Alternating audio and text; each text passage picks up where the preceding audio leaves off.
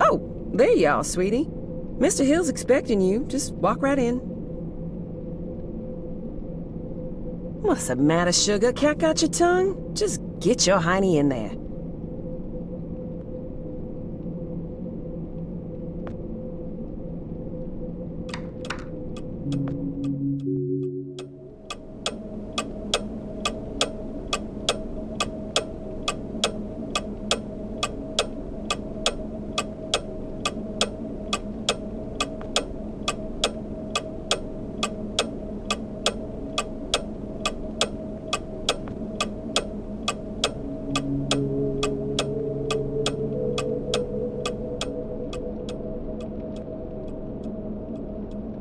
Jasper.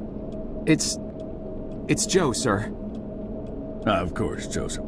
How long is it that you've been with this company, Joseph? About 2 years, sir.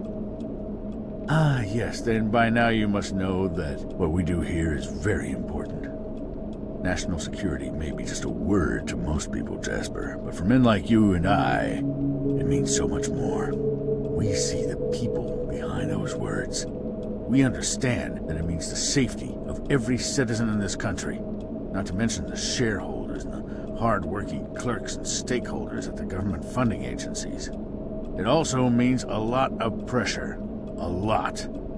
And some men just buckle. Which brings me to the main point of my agenda. A position just opened up, and we're promoting you, Jasper. Sir? Don't think the company doesn't notice its hard-working employees. We reward achievement in this organization, young man, and you've just made yourself a gold star. This means that from now on, you will be in charge of not only yours, but Frank's assignments too. That's right. That means downstairs lab sanitation, drain assignments, the works, with all the clearance that entails. That's a lot of responsibility we're investing in you, Jasper. I thank you, sir. But what about Frank? I know you made a great team, but Frank decided to pursue a different career path this morning. We wish him all the best. Oh, and of course you understand that we won't be able to present you with a fancy title or a measurable pay raise. This is a modern company, you understand. We like to keep a flat organizational structure here. So congratulations, Jasper. I bet you must be very excited to get back to work with all your new responsibilities. That's perfectly understandable. I won't keep you a minute longer. Here's your key card.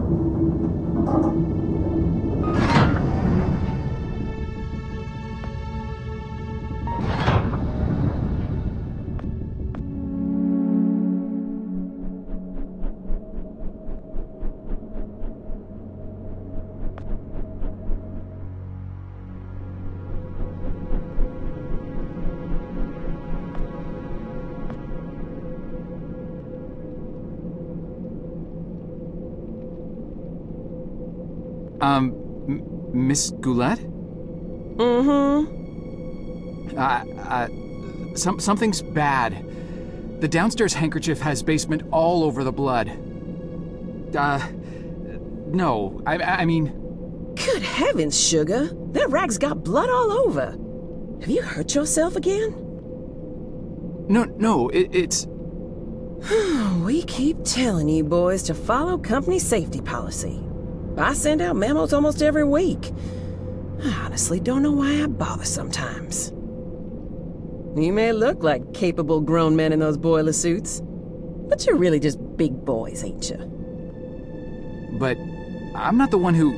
No need to explain. Let me just take care of that for you. Now, let's see what Gloria has for you here. Ooh, nice clean Band-Aid. Just go wash up and put that on. You'll be as good as new. But... Now run along, you little scamp.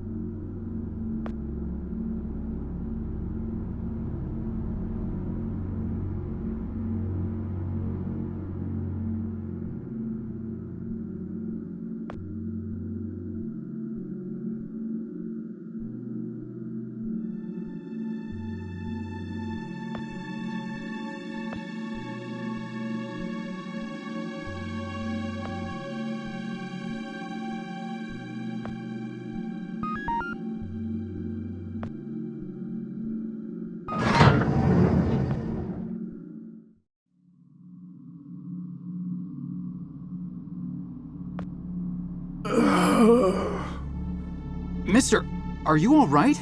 You're bleeding. Huh, that's a lot of blood. Stay right here. I'll go get help. No! Don't get anyone. Are you alone? I'm not sure what... I asked you a question.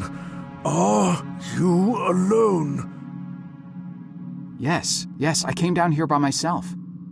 Good enough. Listen, I'm shot bad. I don't have a lot of time, but I'm also not important. At least this version of me isn't. What's important is that you understand what I am about to tell you now. Should I be writing this down? I don't have anything to write with.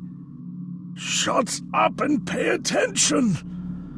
You're standing on the brink of an extinction-level event, set in motion by greedy half-wits that will eventually end the lives of every man, woman, and child on the planet. I know this because I'm partially to blame, and though I realized our folly in time, less sane and more senior heads prevailed. I have arrived from 40 years into the future to prevent it from happening.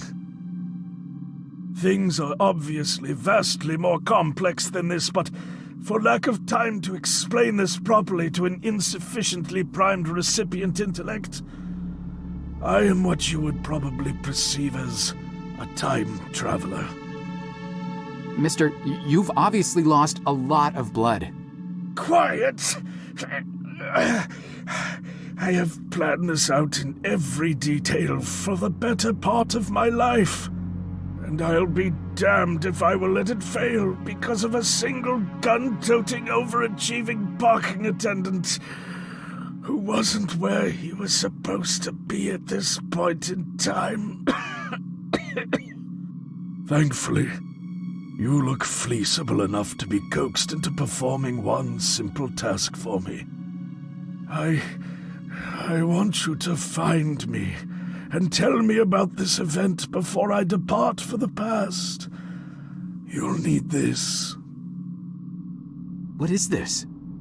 It is a portable, interdimensional planar membrane chronosync instrument. It's a goddamn time machine, okay? For reasons you'll quickly come to realize. The device runs on solar rechargeable batteries. Despite this, I want you to keep it hidden until you're out of town. Don't let anyone see you with it, especially in here. Mister, between the blood and all this space talk, you're making me quite dizzy. I'm not sure how I can help you other than by calling security and getting you to an ambulance. Just take the damn device and find me. You find me, you hear? Go. Mister? Mister?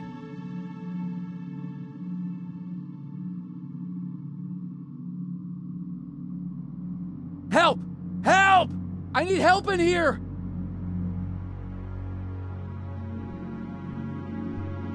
Stay right there, sir. Listen, you gotta help me. There's a guy in there. There's a lot of blood. He needs help. I said, stay right there. But I work here. You know me. Keep your hands where I can see them. Palms flat against the wall. Spread your legs. The police are on their way.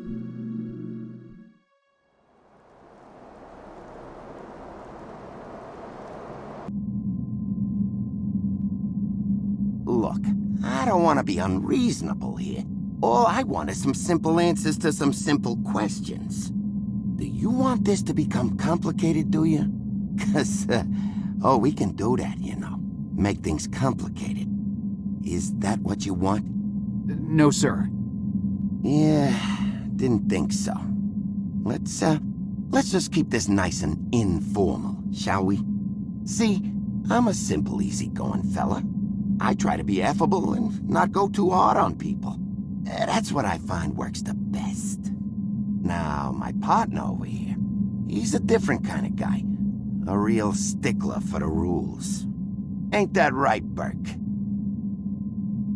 See, I'm not too good with long, complicated answers. I confuse easily. Some kind of brain problem, I don't know. So sometimes I gotta consult him, in complicated matters. He's got a real talent for helping suspects simplify their statements. Thing is, he's not much of a people person, so most people seem to prefer dealing with me. So tell you what, I give you some simple questions, you feed me some simple answers, and we're all home before Donahue. How's that sound? Now, do you mind telling me what this is? Take your time.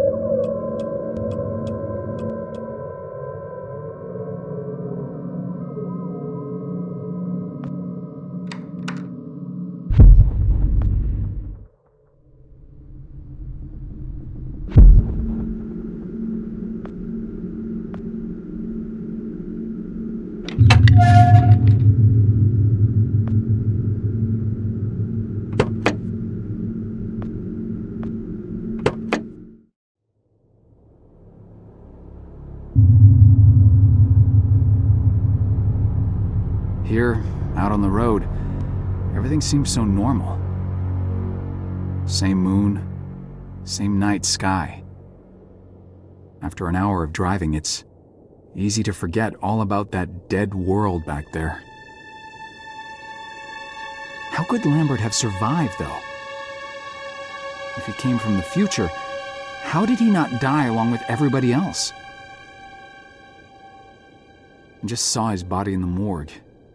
Now I'm driving out to talk to him alive. How does that work? Do you just leave a copy of yourself every time you use the box? Is that it? Are there copies of me all over the place now? What if he's not there? What if I changed something and he's not alive at all?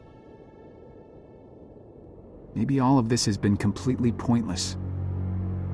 Maybe there's nothing I can do after all. Maybe these will be my last days, along with everybody else's. Ugh, the thought ties my stomach in knots. No, I better just not think about it and carry on.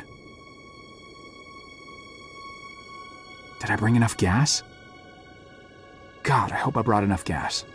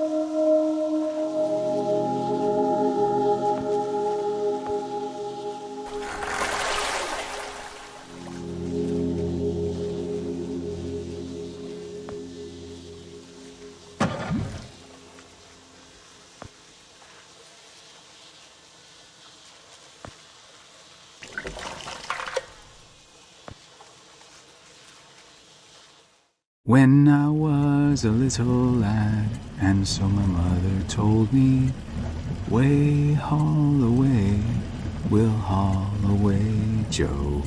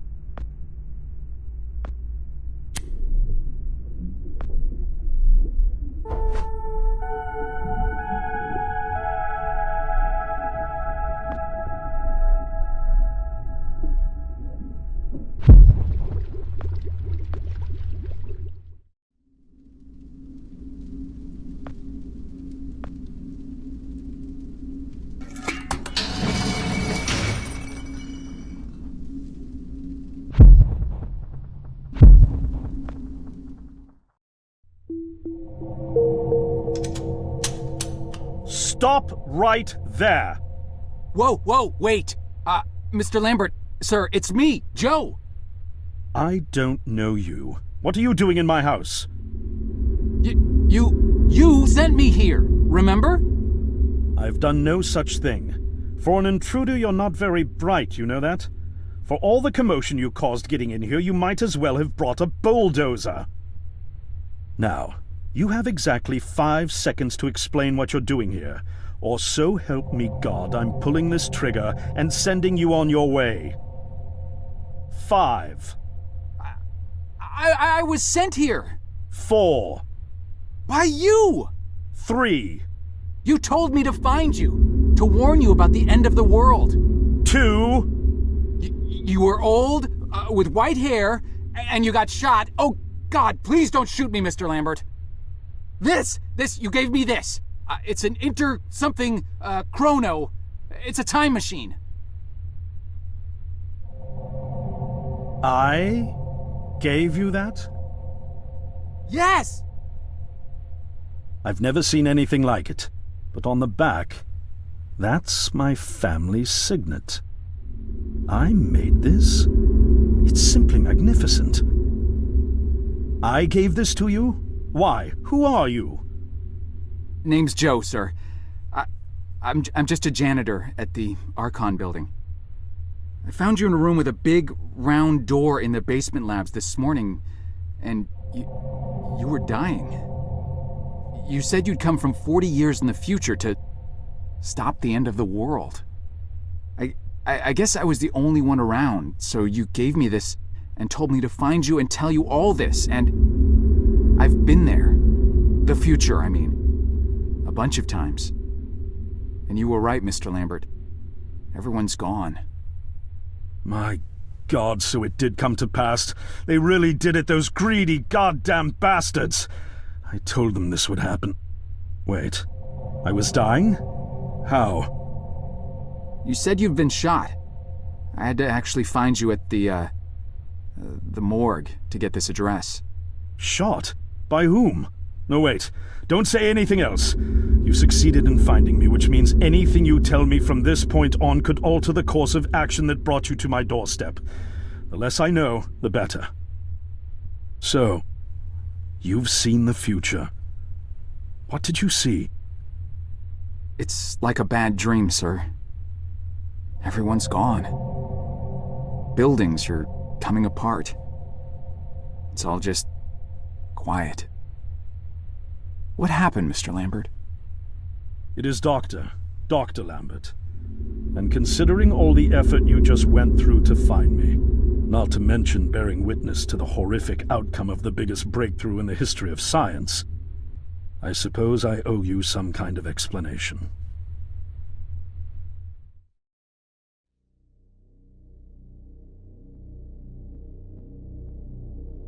I was 24 when I got hired by Archon, or Athena as it was called back then. Athena was one of the many weapons R&D companies formed during the Second World War. Unlike other R&D companies that had retooled themselves to pursue peacetime activities after the war, Athena had made enough money to continue chasing the next big thing in defense technologies. They were betting the farm on post-war Soviet expansion, raising the level of government paranoia to create a lucrative market for esoteric weapons research. I'd say they made the right bet. Still a theoretical physicist at MIT, my thesis on the possibility of time travel via dimensional membranes got published shortly after I was hired in 1961. Company heads were so impressed, they gave me a team and a budget. Development exceeded even my own expectations, and after only 6 years, we had the first primitive version of the time machine up and running.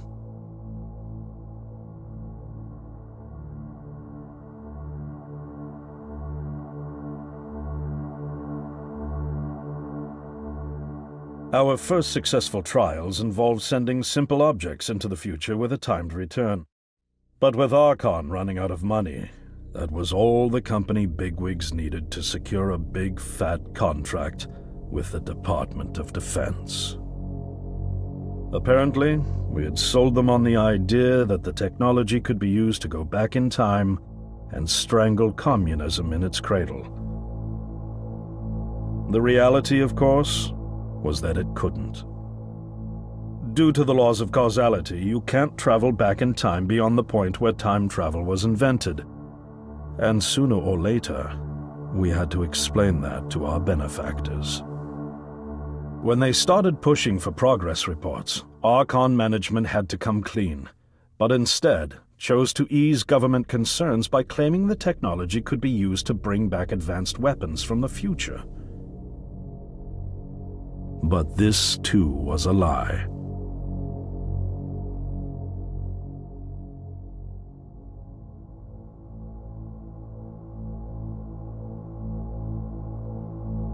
At this point, we'd already had our first of many human trials, and we knew there would be no weapons. In fact, our results were as terrifying as they were baffling. Time pilots returned frenzied and confused, raving about empty streets and human remains. At first, we assumed the city had suffered a Soviet attack in the near future and had been evacuated as a result. But as we pushed on further, the terrible reality became clear. Time pilots started returning fatally ill, dying within a day or two from painful convulsions. Some never returned. We lost several pilots, machine prototypes, and other equipment. When the first contamination erupted in the lab, we were completely unprepared, losing 3 lab technicians to what we later identified as an incredibly aggressive airborne virus.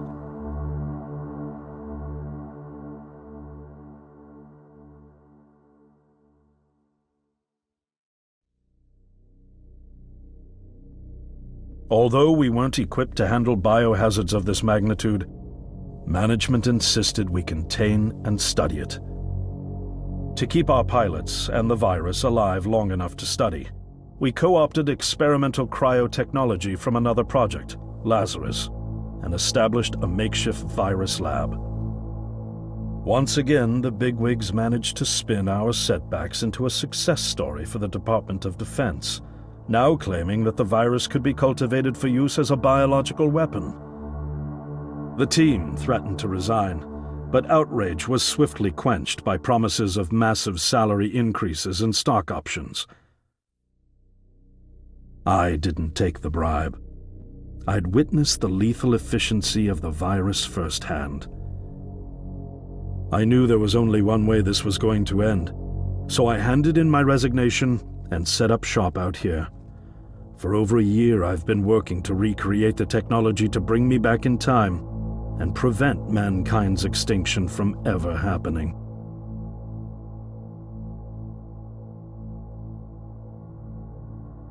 And now you're here, the harbinger of doom at my doorstep, wearing a boiler suit. Who could have imagined that Judgment Day would begin like any other Monday in May?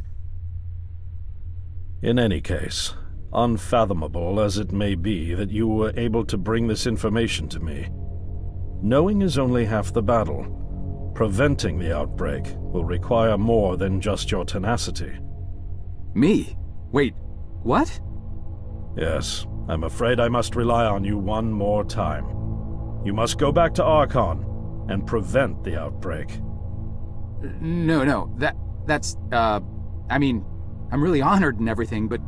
Believe me, you're the last person in the world I want to entrust with this, and I mean that quite literally.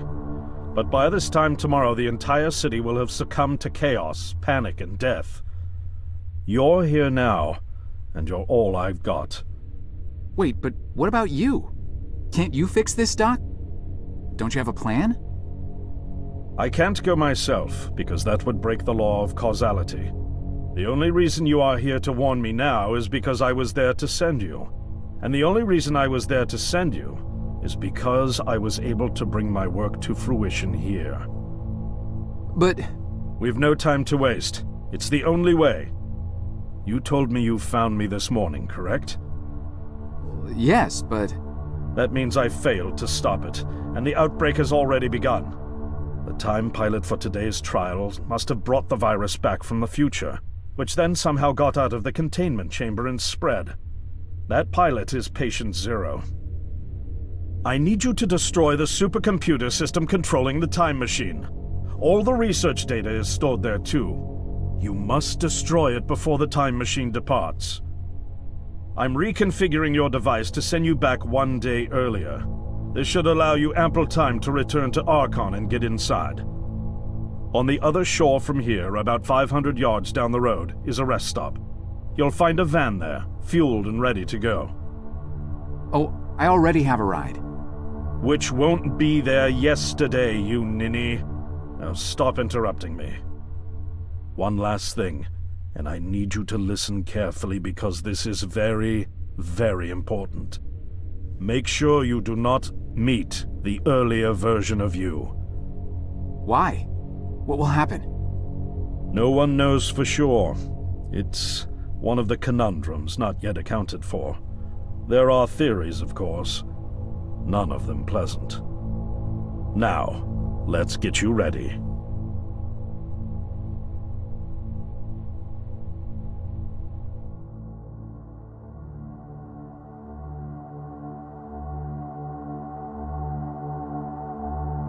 How did I get myself into this?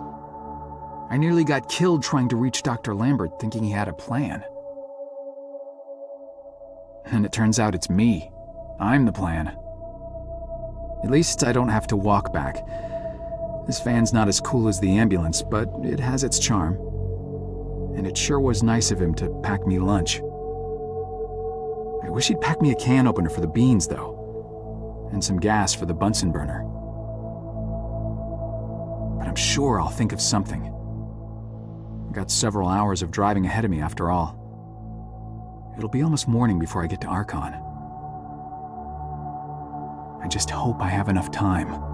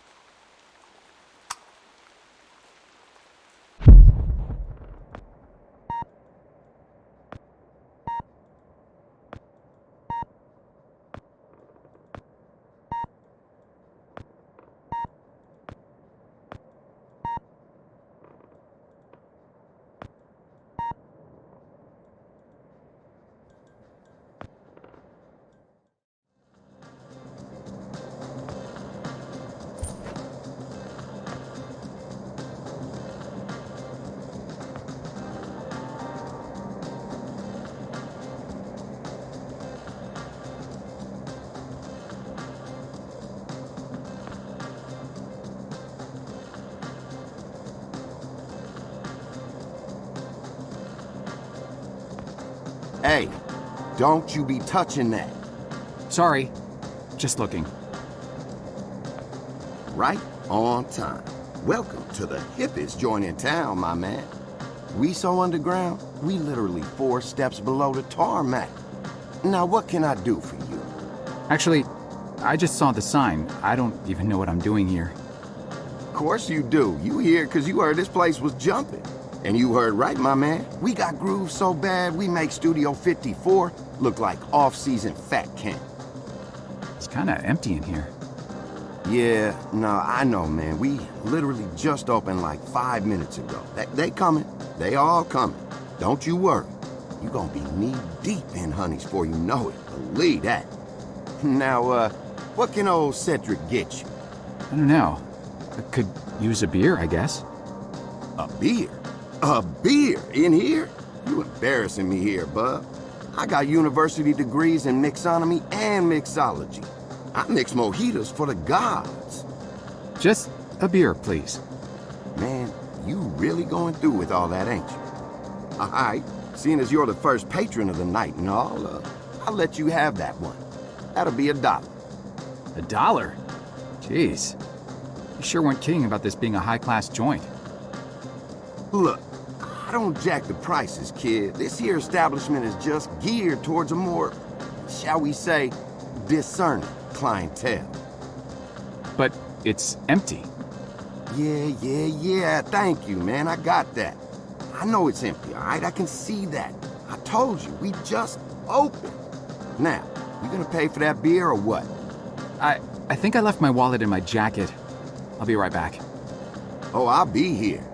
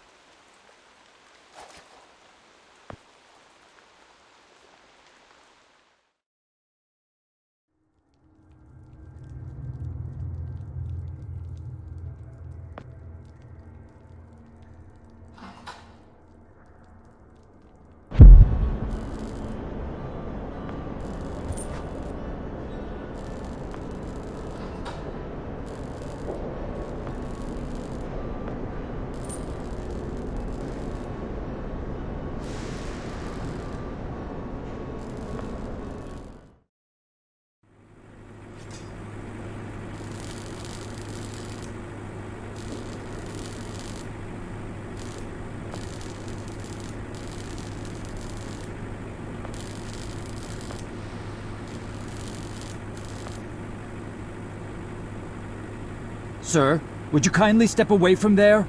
It's not safe.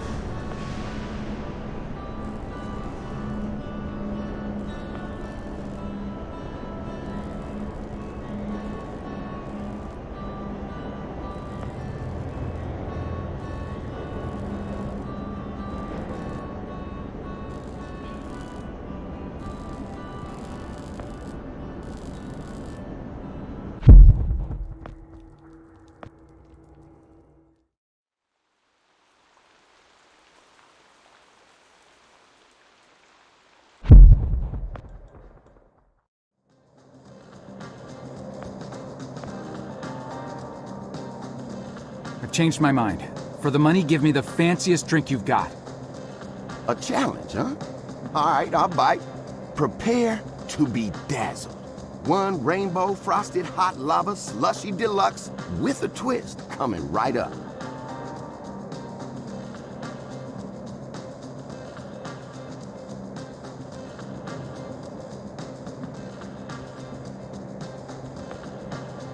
Whoa, hold your horses, Chief.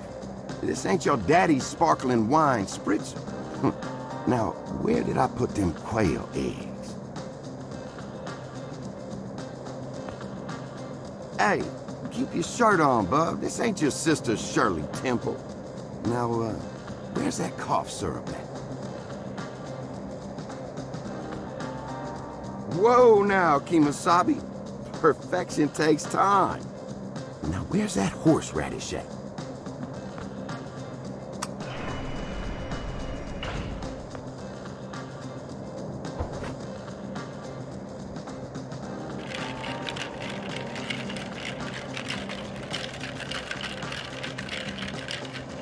It is complete. Now, you could just let it sit there for a while, have the layers settle for that smooth sensation. Or you could have it right away and blow out your taste buds with sheer delight. Your choice.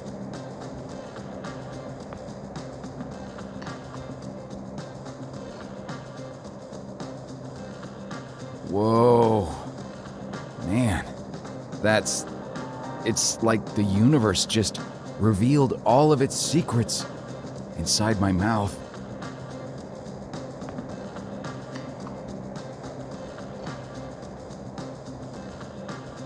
Sweet mercy.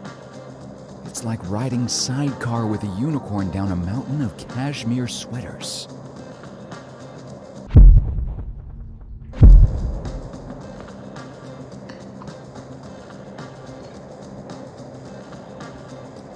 Oh, mama. That's good. For someone who just experienced a total taste revolution, I ain't never seen nobody look so troubled. What's on your mind, brother? You looking like the whole world is just resting on your shoulders. Well, that's kind of it. It does. I mean, if I fail, that'll be the end of it, you know? Oh, I know where you coming from, Chen. You do? Oh, sure I do. Right now, you probably asking yourself, how many nights I gotta go through this before I get it right? When do I get to unleash the lion?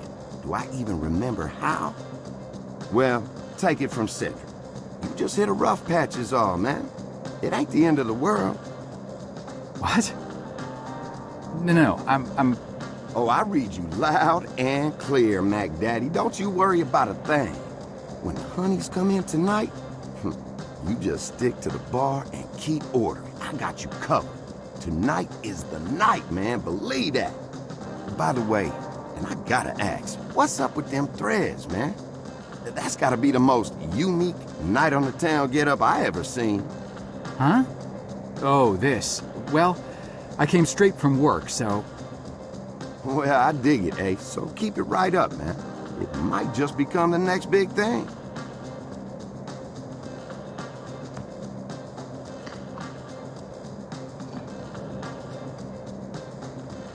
Oh, baby. You're not like the others. We're not hitchhiking anymore.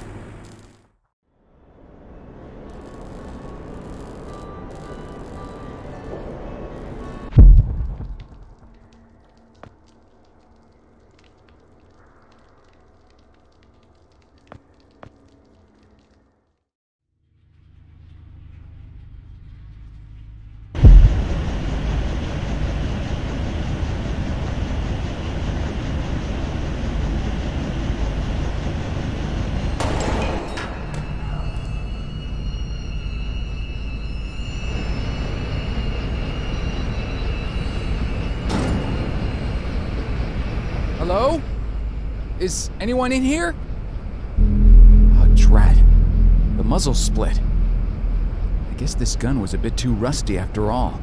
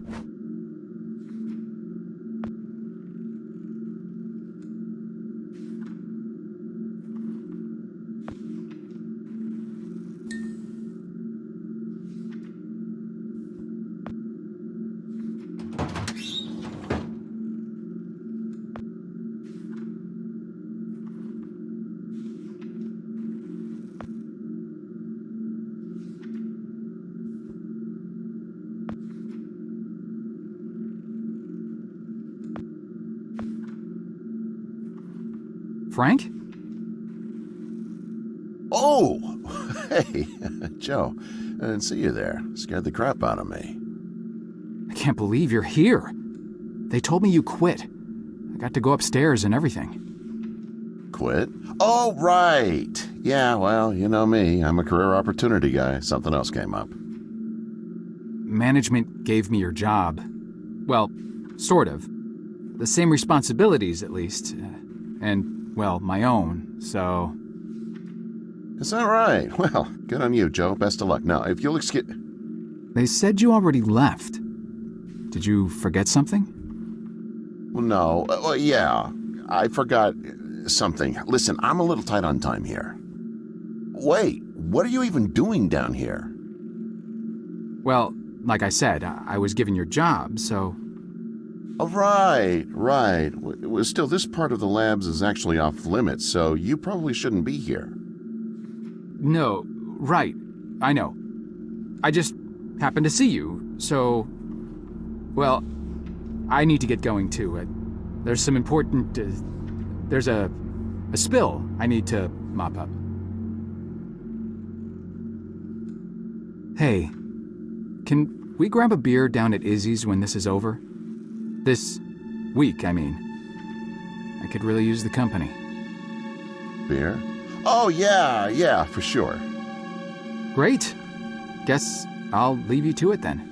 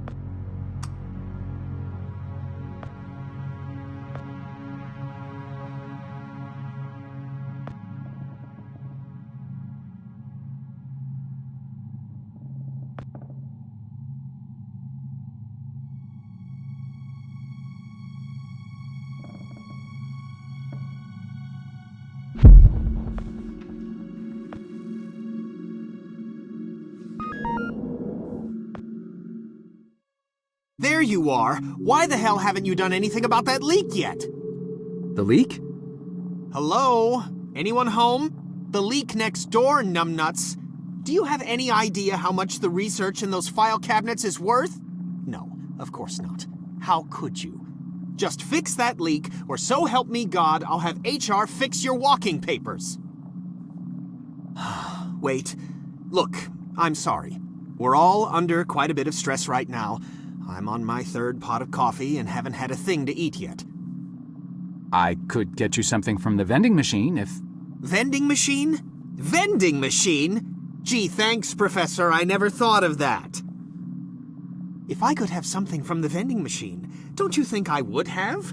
I didn't spend 8 years at Cornell earning 2 doctorates just to have some schmuck buy my lunch.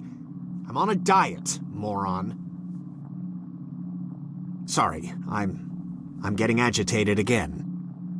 Diet? I'm not sure It's an all-fruit diet. The missus ordered me on it after my last physical.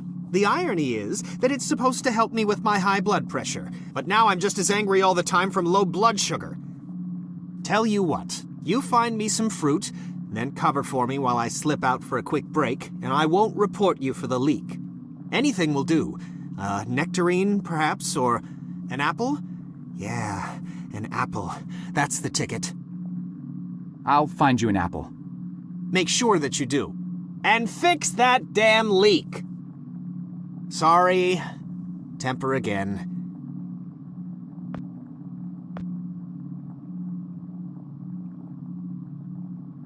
Is this some kind of joke?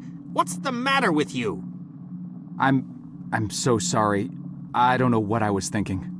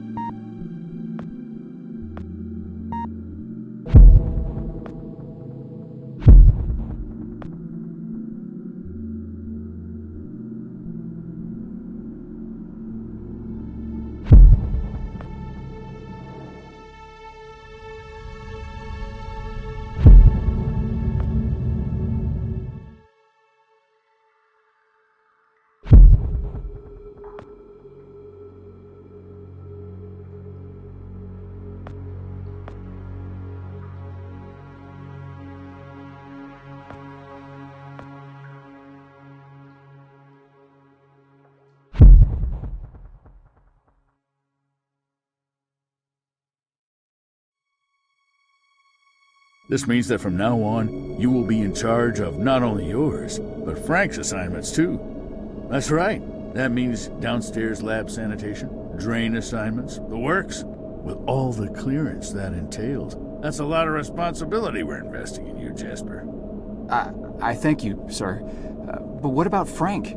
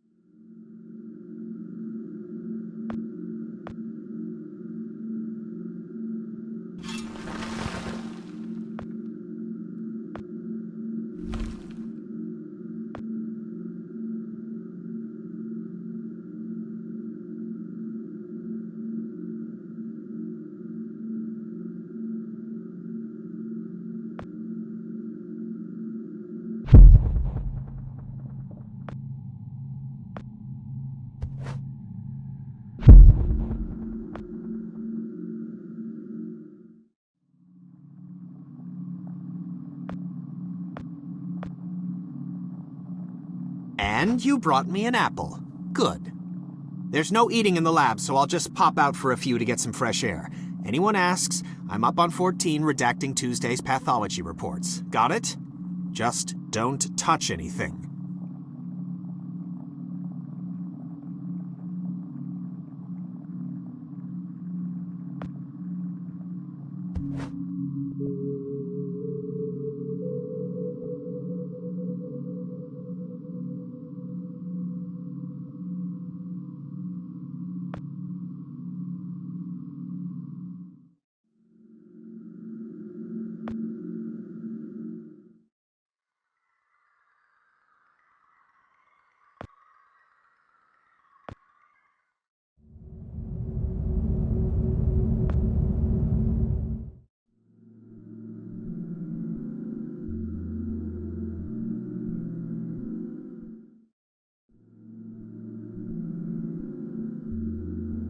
Should I be writing this down? I don't have anything to write with. Shut up and pay attention! You are standing on the brink of an extinction-level event sent in motion by greedy halfwits that will eventually end the lives of every man, woman, and child on the planet.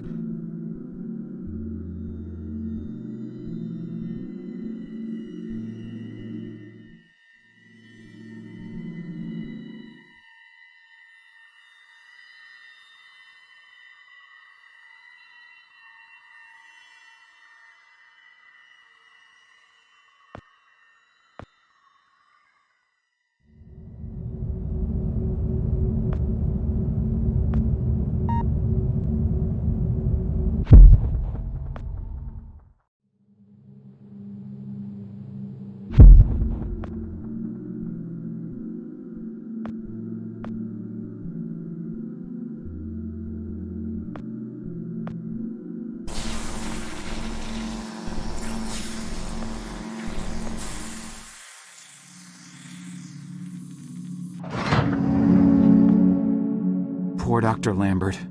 Keep your voice down. Yikes! Shh. You're alive? Well, for a little longer at least. But how? I faked it. Faked what? You detailed this exact scenario to me 40 years ago, remember? Of course you do. To you, it was a mere day ago. The earlier version of you had to see me die and get dragged off, so as not to alter the course of action that brought you to my doorstep in the first place. And yet I had to survive long enough to assist you in carrying out your mission.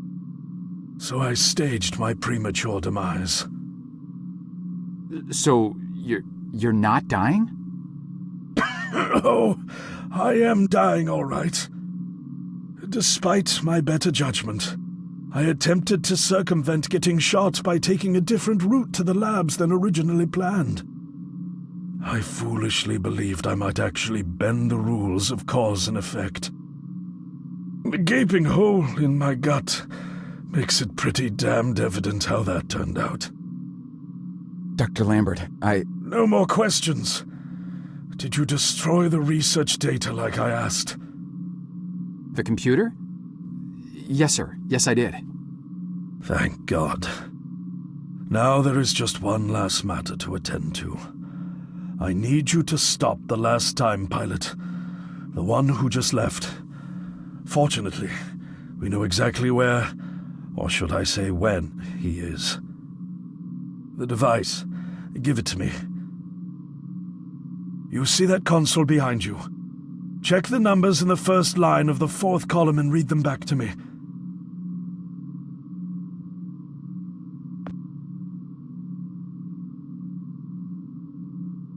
$429-496-7295. Are you sure that's correct? I'm sure. Dear God. I have configured the device to return you to the same destination. Here, take the device. Go end this. One last thing. You can never...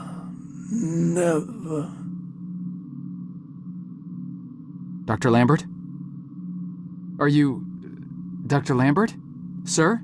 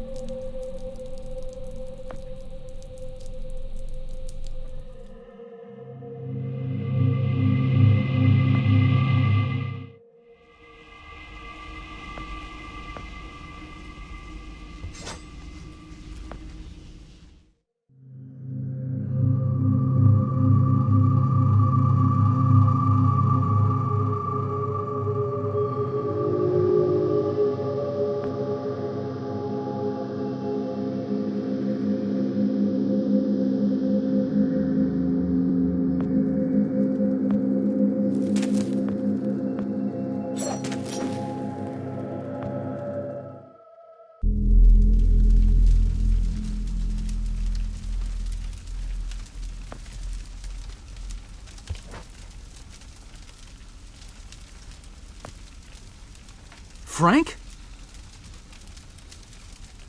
Joe! Oh. Please. Need water. What are you... Please. I'll get you some water. Hang in there.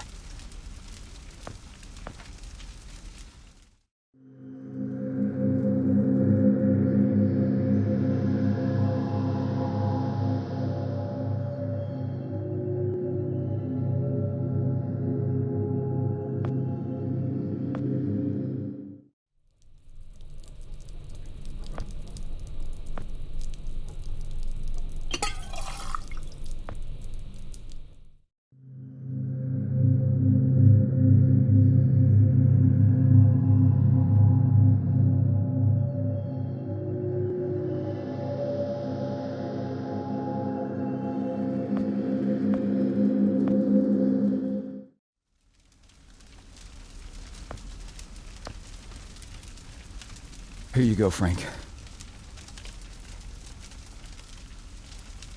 Oh, thank you. I don't understand. What are you doing here? Where are we? I'm not sure. I had no time. I pushed it as far as it'd go. But from what I've been reading, everything gets imprecise the farther you travel. Even your physical location can get messed up. Nobody's been this far. We could be hundreds, maybe thousands of years in the future for all I know. I don't get it. So, you're a time pilot now? Do I really need to spell it out for you, Joe? I stole it. What? You stole the time machine, but why? Look, I've got no reason to tell you, but I guess it doesn't matter. You're the last person I'll be sharing anything with anyway. The truth is, I'm a Soviet agent. Cut it out, Frank. I'm not falling for that one again. I'm not joking. Frank, you're just sick, confused. Come on, you can't be. Where's your Russian accent? Joe, I'm an undercover agent deployed by the Kremlin. My job is to fit in. How far do you think I'd get if I went around calling everyone comrade?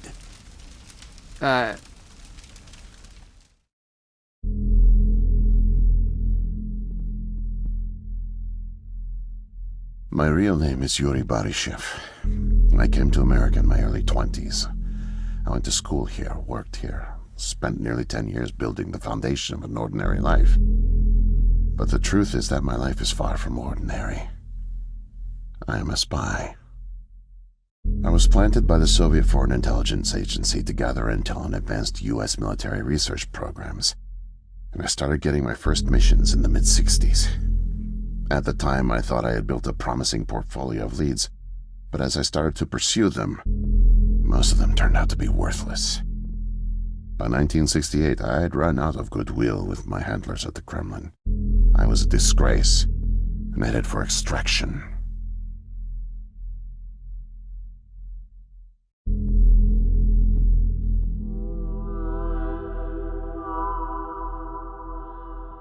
Desperate for something, anything to report, I came across a Canadian company moving large shipments of iridium, osmium, rare metals not typically used in mainstream manufacturing.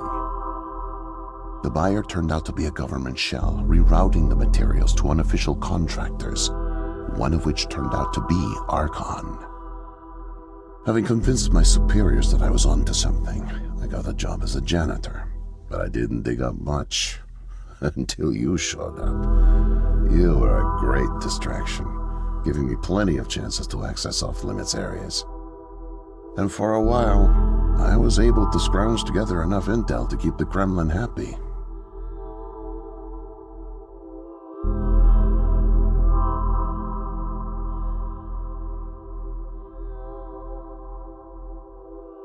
My hunch was correct, but I didn't have the full picture. Not yet. The metals were being used to build something unusual, all right. But I just couldn't piece it together.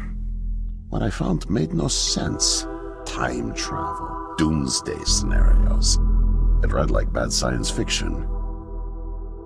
For a while, I thought they were on to me, feeding me bogus information. But as time went on, with security tightening around the labs and no one confronting me, I began to suspect that my intel was legit. But time was running out, with Brezhnev and your President Nixon set to negotiate the nuclear disarmament treaty in a few weeks. My superiors were demanding results. My job on the line, I got desperate and careless. And this morning I got caught.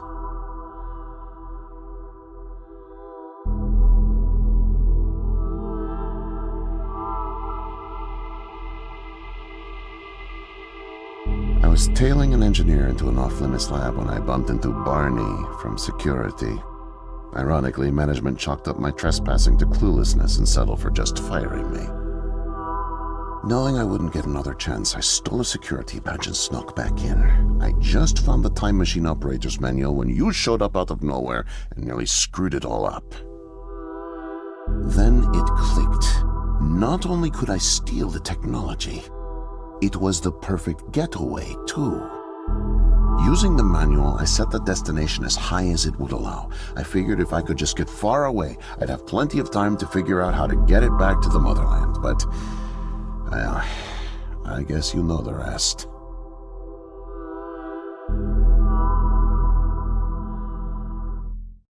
Listen, Joe. I'm really sick, and I'm not making it back. But you still can. The time machine has a timer, like a toaster. It's designed to return home unless the timer's reset. I removed the main power supply fuse to keep it from taking off without me. Here, take it. I have no idea how you got here, and I guess it doesn't matter. Still, despite my mission, a double life, and the deceit, your friendship was always genuine. You're an honest guy, Joe. And I've really enjoyed your company. And no, please, leave me.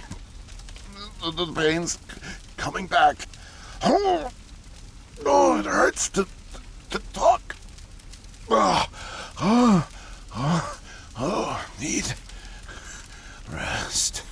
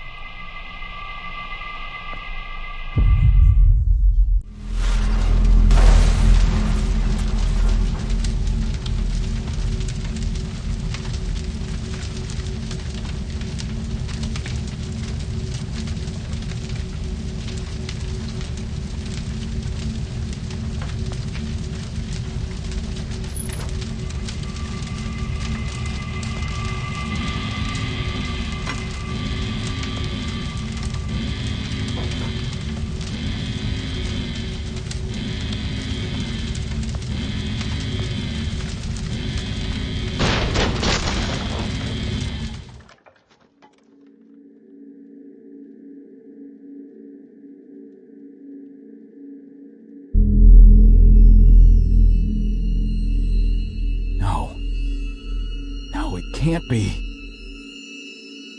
The foreign organism. It's me. I brought back the disease.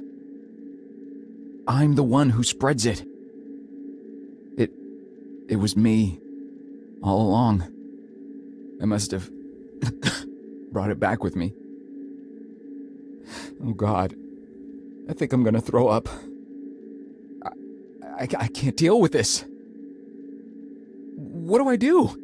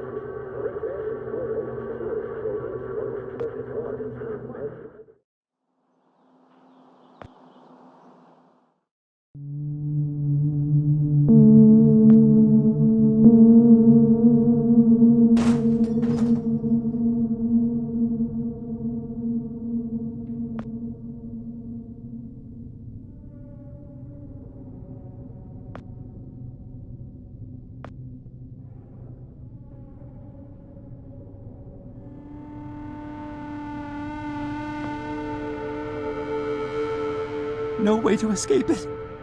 No way out, no way out, no way out. I'm sorry, what? End of days. Scourge and sickness. The cleansing of the earth. The overlords conspired against us, tricked us, made us bring the poison back into the nest, like good little ants. Who did? Too late. What's done is done. No backsies, but we must try. Do you hear me? Sure. The key to salvation. I've seen it, felt its color, know its shape. They don't know that I know. Oh no, but I know. I know. Write it. Write it, write it, write it! Before it disappears. Write it down before it disappears. Took away my tools. I'll forget without my tools. Your tools? Pens, paper, they're erasing the slate, forcing me to forget, trying to break my resolve. The persistence of memory, I must repeat, all the time repeat. Oh, they fear me, cower at the sight of scientific rigor. They know I'm close, so they take away my tools. But I'll show them. The blinding light of the scientific method casts no shadows.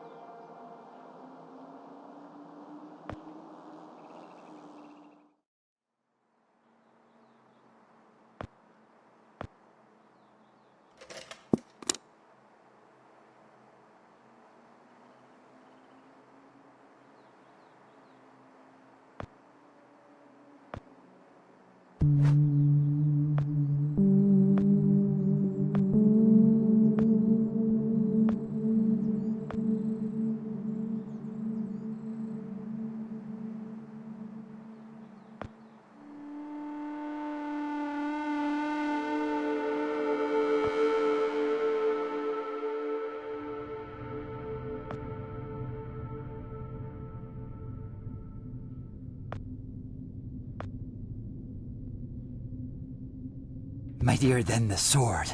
The pen, the pen, the pen.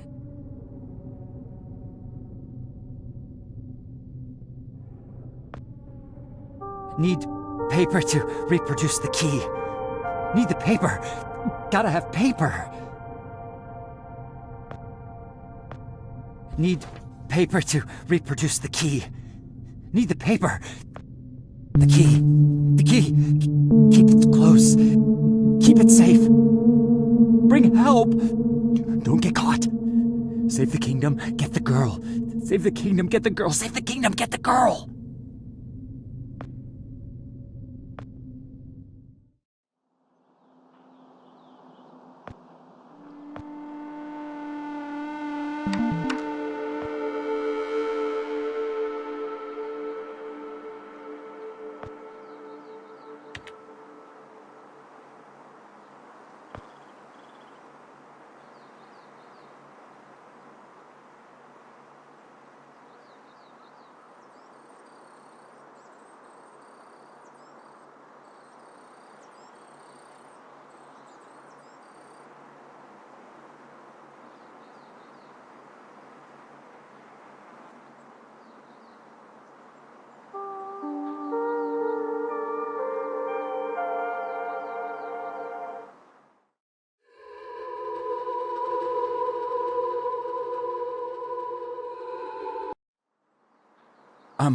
Miss, nurse, Oh, hi there.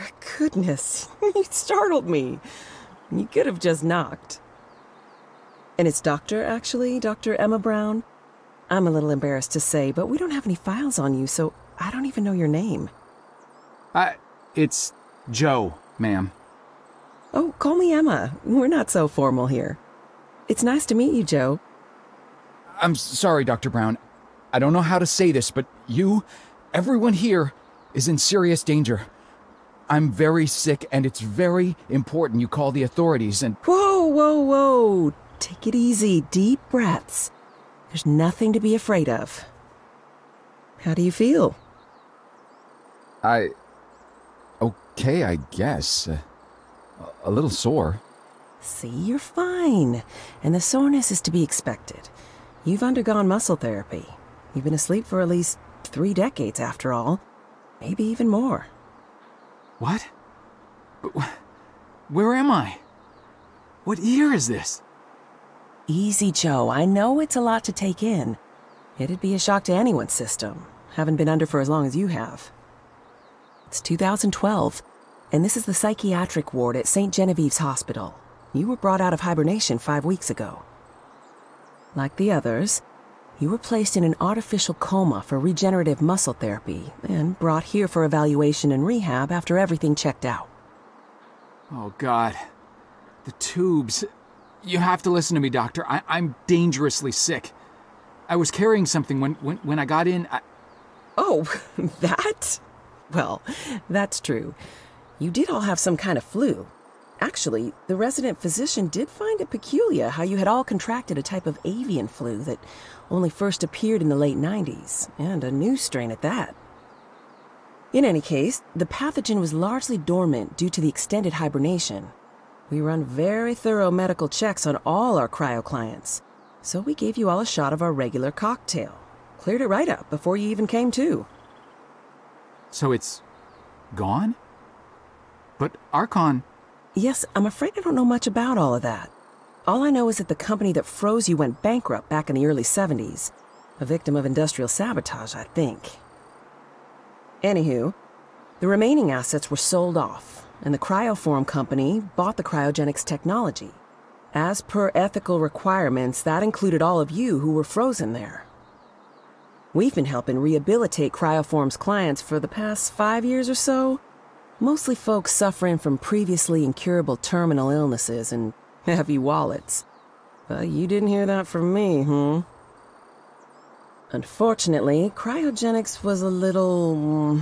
experimental when you went under. So, while the company's been freezing and reviving clients for quite some time, you had to stay confined to the original equipment. Apparently, a lot of Archon's original documentation was destroyed in a fire, so Cryoform had practically no information on any of you. That's another reason it took so long to figure out how to revive you. Sadly, the others haven't been quite as coherent. They share certain delusions, end of the world, that sort of thing. An unfortunate side effect of cryogenics' primitive state at the time, I suspect. You, however, seemed just fine. Apart from the shock, I mean. So I'm not sick? You sure? Yes, Joe, quite sure. In fact, I see no reason to keep you here. We have an excellent rehabilitation team who'll get you settled into your new life in no time. Just come see me when you're ready to go.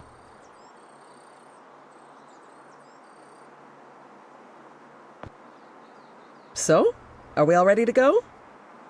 I guess. Oh, don't worry. The rehab team's eager to help get you settled in. I know it may feel a little overwhelming now, but trust me, you'll love it in 2012. Endless opportunities. A whole new lease on life.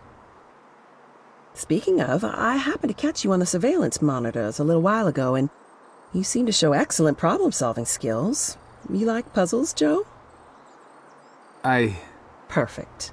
I'll be sure to mention it to the career coaches. They'll find just the right thing for you.